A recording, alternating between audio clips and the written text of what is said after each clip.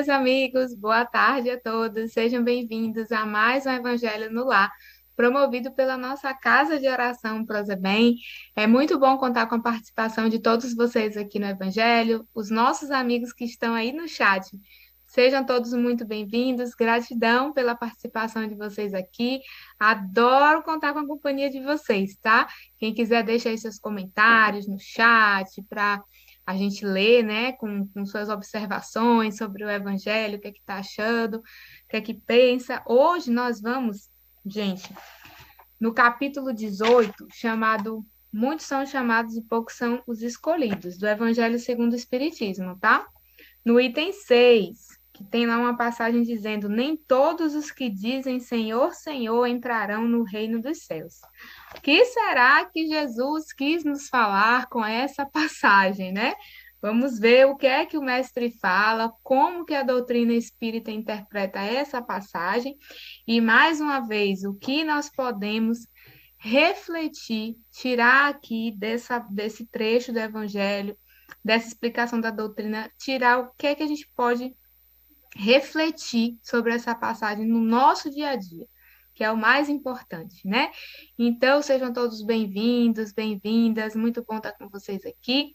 E vamos já para a nossa mensagem, mensagem de abertura, né? Para a gente já começar a se, a se colocar em sintonia com a espiritualidade amiga, para que o evangelho, né, gente, possa realmente penetrar os nossos corações, é, fazer morada em nós, para que possamos sempre colocá-lo, buscar sempre se esforçar para colocar esse evangelho em prática, né? Então, a mensagem de hoje está no capítulo 12 do livro Caminho, Verdade e Vida, pelo Espírito Emmanuel, psicografia de Chico Xavier, e se chama Educação no Lar. Começa assim. Vós fazeis o que também viste junto de vosso Pai, Jesus. João, capítulo 8, versículo 38. Preconiza-se na atualidade do mundo uma educação pela liberdade plena dos instintos do homem, olvidando-se pouco a pouco os antigos ensinamentos quanto à formação do caráter no lar. A coletividade, porém, cedo ou tarde será compelida a reajustar seus propósitos. Os pais humanos têm de ser os primeiros mentores da criatura. De sua missão amorosa decorre a organização do ambiente justo. Meios corrompidos significam maus pais, entre os que, a peso de longos sacrifícios, conseguem manter na invigilância coletiva a segurança possível contra a desordem ameaçadora. A tarefa doméstica nunca será uma válvula para gozos improdutivos, porque constitui trabalho e cooperação com Deus.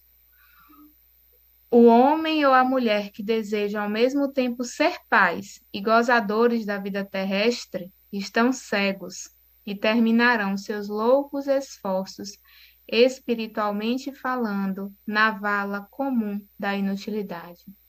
Em vão se improvisarão sociólogos para substituir a educação no lar por sucedâneos abstrusos que envenenam a alma. Só um espírito que haja compreendido a paternidade de Deus, acima de tudo, consegue escapar à lei pela qual os filhos sempre imitarão os pais, ainda quando estes sejam perversos. Ouçamos a palavra do Cristo, e se tendes filhos na terra, guardai a declaração do Mestre como advertência. Como os pais são inspiração, né? São inspirações para os filhos. Então, a gente não pode, no mandato de mãe, de pai, achar que ele se coaduna, né? Esse mandato com a curtição dos prazeres terrenos, a liberdade em excesso, porque o problema está não na liberdade em si, mas nos abusos que decorrem no mau uso, né, dessa liberdade.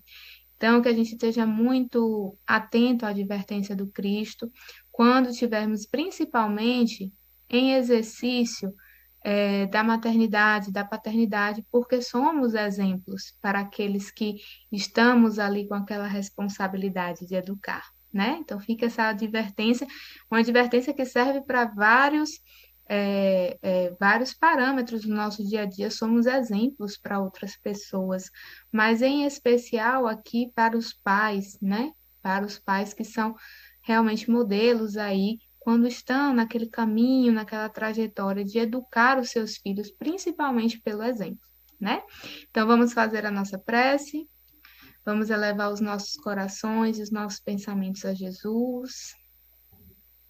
Senhor Jesus, Divino Mestre amado e amigo, mais uma vez nos reunimos para meditar um pouco o teu Evangelho. Agradecemos desde já a oportunidade de refletirmos um pouco mais sobre a mensagem divina. Rogamos que o Senhor derrame sobre nós os seus fluidos salutares, para que possamos, Senhor Jesus, bem compreender o teu Evangelho, para que ele possa fazer morada em nossos corações. Por isso, Senhor, te dedicamos esse evangelho e te pedimos, Senhor, fica conosco, não nos abandona, nos envolve hoje e sempre com o teu amor, com o teu carinho, Mestre. Fica conosco hoje e sempre, que assim seja, graças a Deus. Bom, meus amigos, vamos, como eu falei a vocês, é, estudar essa passagem aqui do Evangelho que tem como título: Nem todos os que dizem Senhor, Senhor entrarão no reino dos céus. Então, eu vou começar lendo aqui o item 6, tá certo? Para quem estiver aí com o Evangelho, eu vou ler o item 6, o 7 e o 8. E aí a gente vai desenvolver o que é que a doutrina espírita traz para a gente sobre essa passagem, certo? Vamos lá, então. Nem todos que dizem Senhor, Senhor entrarão no reino dos céus. Apenas entrarão aqueles que fazem a vontade de meu Pai, que está nos céus.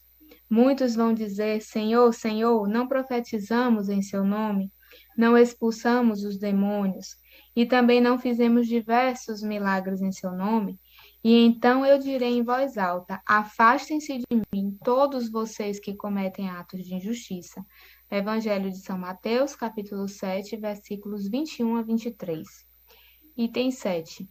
Todo aquele que ouvir praticar as palavras que eu digo será comparado a um homem sábio que construiu a sua casa sobre a rocha.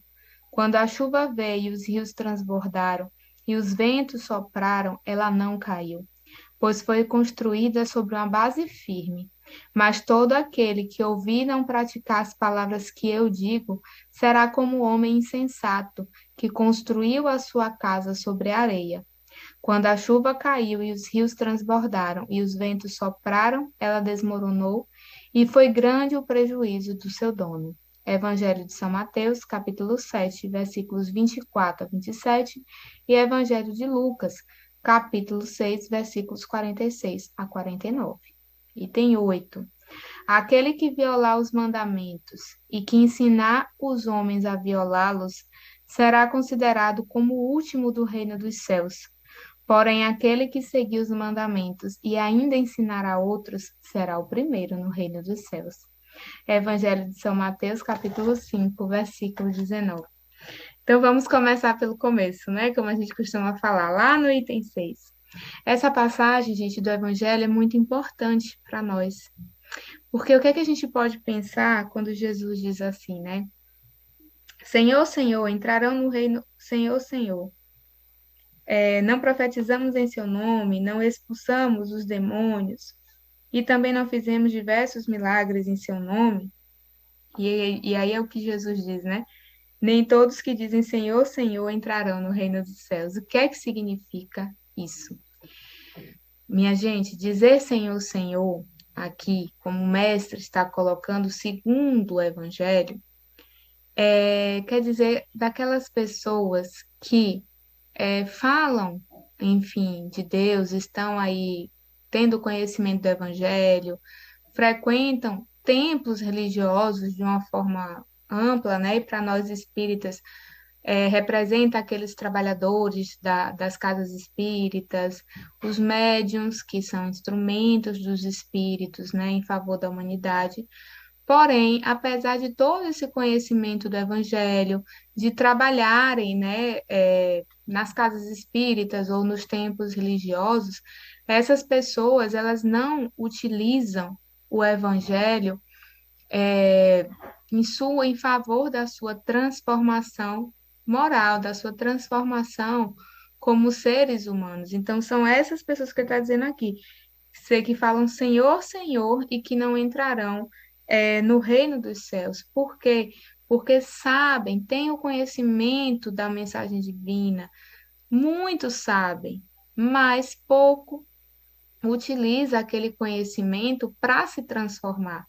E aí é que a gente traz para a nossa vida. Quantos de nós, por exemplo, gente, frequentamos aí templos religiosos por anos, mas se nós analisarmos todo esse tempo que nós passamos naquele tempo, naquela religião, qual foi a evolução moral que nós tivemos? Qual foi a melhora moral, a reforma íntima que nós fizemos? Quer dizer, aquele conhecimento que a gente aprendeu, e aí, independente de religião, tá? Mas claro que a gente está falando da doutrina espírita, né? Mas assim, de uma forma geral, tivemos o conhecimento do evangelho. E aí a gente tem que se perguntar, esse entendimento do evangelho fez com que a gente se tornasse pessoas menos egoístas, menos orgulhosas, menos vaidosas, ou será que nós ainda estamos naquela posição para termos o aplauso do mundo, para as pessoas acharem que nós somos muito boas, maravilhosas, porque frequentamos, né, um templo religioso, porque tá dando, enfim, tá na palestra, tá numa casa espírita, tá dando uma palestra, tá dando um passe, tá atuando numa mesa mediúnica. Eu estou fazendo isso, mas isso está me transformando de alguma forma?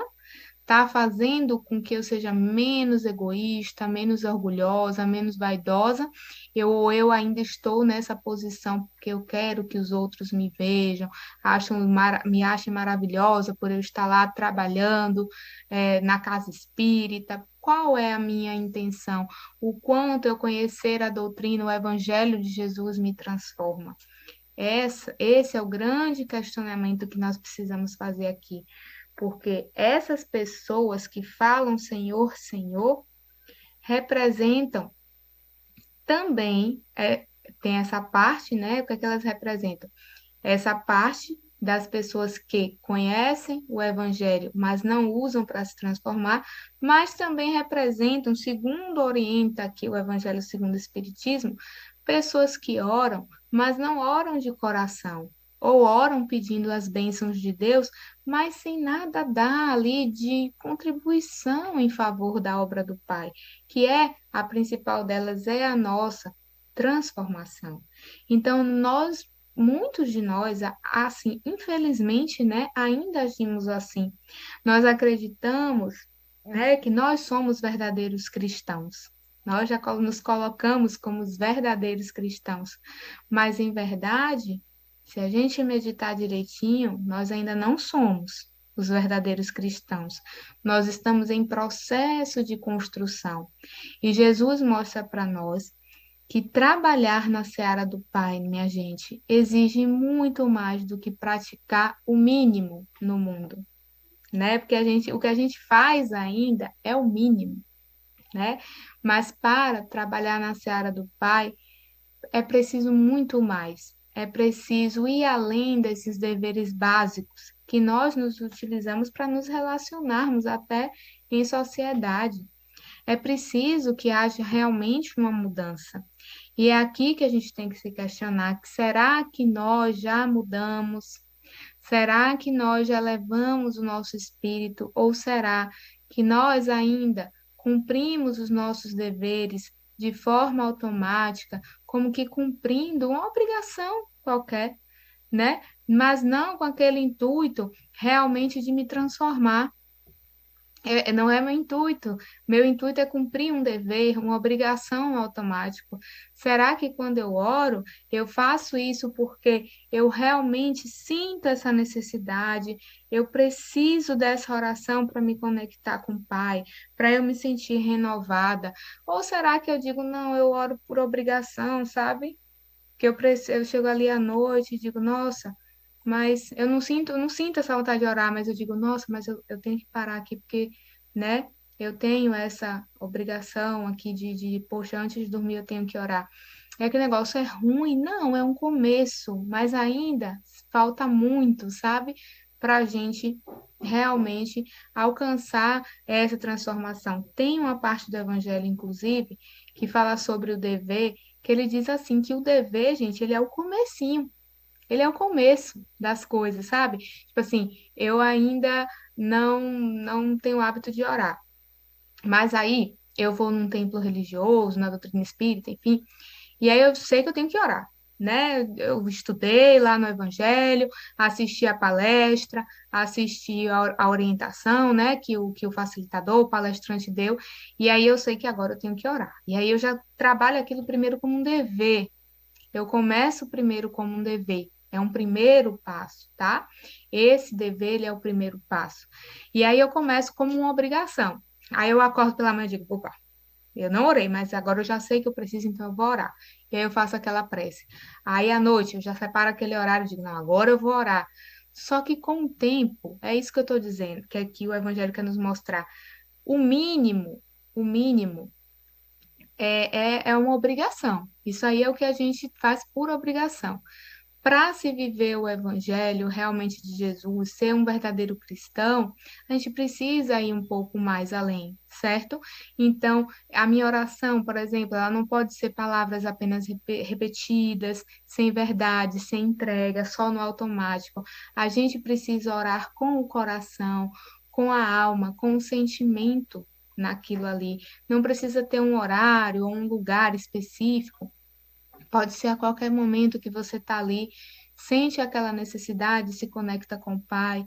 Eu começo ali a praticar a caridade de uma forma, como se eu tivesse sido obrigada, né? Ah, mas eu tenho que colaborar na parte assistencial de alguma forma. É um começo, mas ainda é um dever. E aí a gente precisa, aos pouquinhos, cada degrau, ir subindo para que se converta em algo realmente, uma caridade, um amor de dentro do nosso coração. Entendem isso? A gente precisa sair do dever, que nós ainda estamos muito nessa parte do dever, da obrigação, para sentimento, converter o que a gente sabe em sentimento.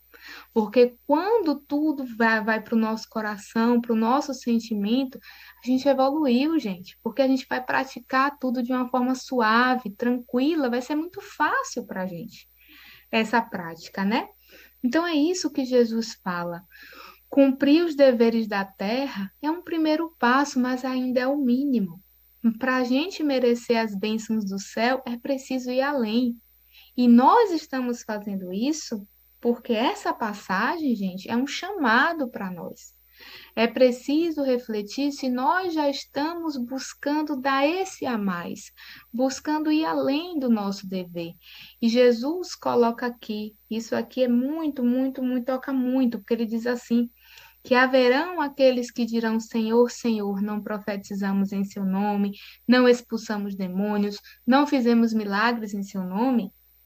Ou seja, o que é que isso quer dizer? Que nós podemos profetizar, agir em nome de Jesus, curar, fazer milagres, mas o que precisamos nos questionar é no que isso me transforma. No que isso me transforma? E é isso que o Evangelho aborda. Se a gente passar para ler aqui esse item 9, ele é bem extensozinho, né? É isso que Kardec fala, que praticar atos exteriores, olhar, orar, ir num templo religioso, falar, né? Como eu estou falando agora para vocês, pessoal, falar, tudo isso é fácil. É fácil. Agora, a reforma íntima, essa que é difícil. E nós optamos muitas vezes por praticar atos exteriores, acreditando piamente que assim nós estamos garantindo uma entrada nos mundos mais felizes. E é um ledo engano isso, porque essas atitudes exteriores são fáceis. Lembrem, estamos cumprindo deveres ainda, não exigem tanto esforço. O que exige esforço é reforma íntima, e essa é difícil. Essa exige renúncia, exige sacrifício. E nem todos, né, nem todos ainda estão dispostos a isso, porque é necessário uma decisão firme, uma vontade. E Kardec coloca aqui, né, que a essas pessoas que só praticam atos exteriores e tal, né, o que é que Jesus vai dizer para essas pessoas? Afastem-se de mim todos vocês que cometem atos de injustiça. Então, meus amigos, que fique muito claro para nós, né, nessa tarde, que praticar esses deveres não nos asseguram a entrada no reino dos céus, nos mundos felizes, que nada mais é do que paz, felicidade, alegria, né? Para que a gente adentre esses reinos maravilhosos de felicidade, é preciso mudar, é preciso caminhar, é preciso evolução moral. Para isso, necessitamos das nossas reflexões diárias, como nos orientou Santo Agostinho lá no Livro dos Espíritos, que é o quê? Sempre refletir, pensar, será que eu feri alguém com a atitude, com a palavra? Se eu não fiz, será que eu pensei uma coisa ruim, equivocada das pessoas? Eu agi para os outros como eu gostaria que agissem comigo? Então, é essa reflexão, esse olhar para nós mesmos, essa necessidade de uma autoanálise, de uma autorreflexão, porque sem ela a reforma íntima não chega.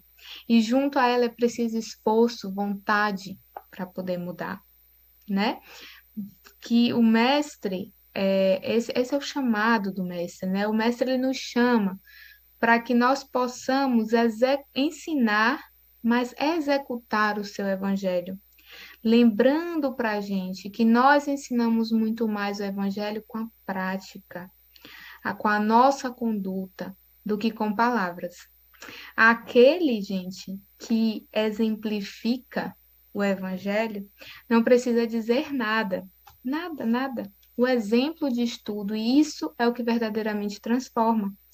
Lembrando que aquele que pratica a lei de amor, justiça e caridade garante sim uma vida feliz no plano espiritual, mas ele já começa a viver essa felicidade aqui na Terra. Claro que não plenamente, né? Somos um mundo de expiações e provas, mas já vivencia uma felicidade, né? Não sofre tanto quanto nós ainda sofremos, né?